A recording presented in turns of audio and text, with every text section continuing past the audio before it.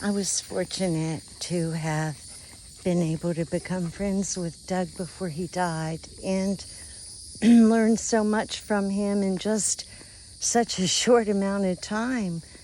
He was just full, and you couldn't talk to him that you didn't learn a ton of stuff. And on top of that, he knew this was absolutely his life's work. And he was more passionate than, oh my gosh, he lived it, breathed it, and kept writing and uncovering and figuring it out. And he just didn't stop until he had something. And so a couple people, I think, wrote on one of the, I think it was Suspicious Observers, that they missed Doug. Made me cry. I'd give anything to call him now and ask him some questions. He was pretty,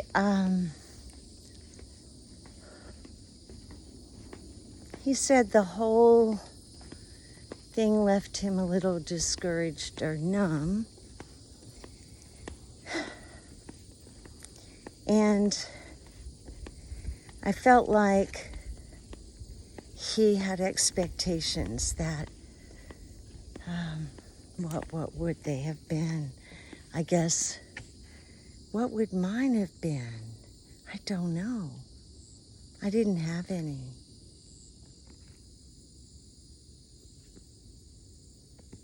There's usually a gator right out in there, but it's dry, it looks like, so I don't hear him.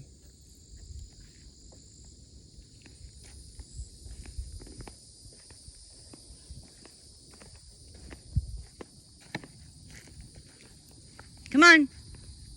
We're going back. I've been committed to share his work, and I want to. It's just that I'm not a brainiac like he is, and I can't. Like I tried teaching it to a friend the other day that's working, Davina, that's working on wilderness journeys with me, and I tried, giving her the talk.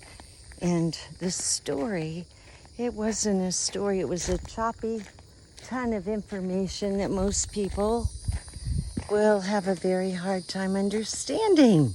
How do you make it otherwise? I don't know. Maybe that's why people don't know. Maybe more people know than I ever thought. Doesn't seem like it. But so I've had to learn so much at any rate.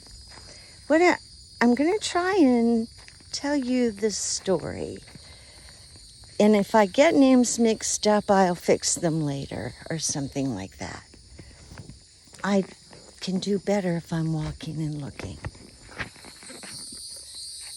Oh.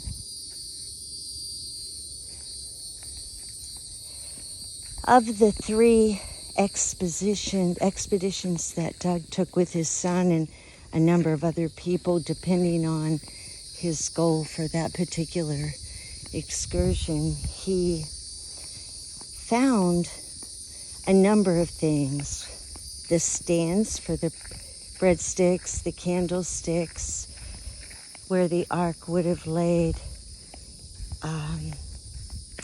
the obelisk in front.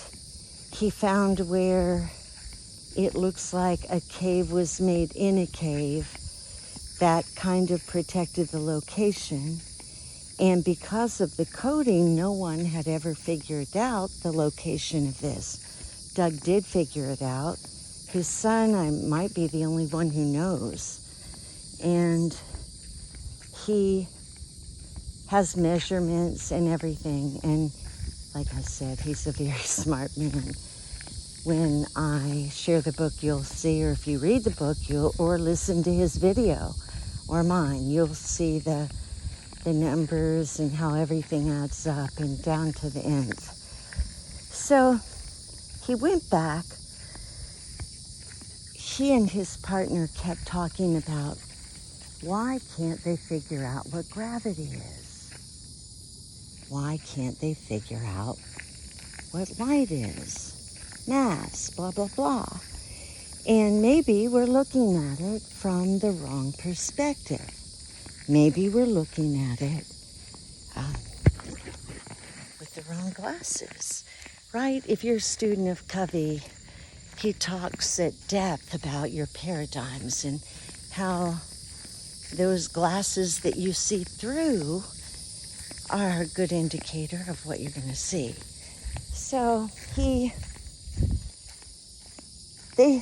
said, well, what if the world, this is back in the 70s, what if the world is an information system of reality, and there's a big computer, and it's the die hold, and there's a big server, and so they thought that through.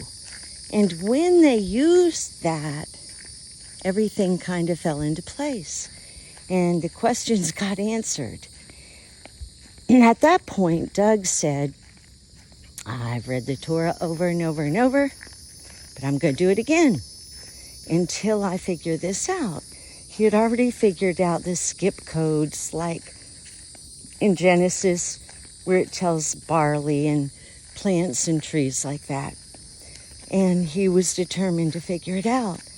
And so at one point, he realized, I'm trying to think the first thing that came to him.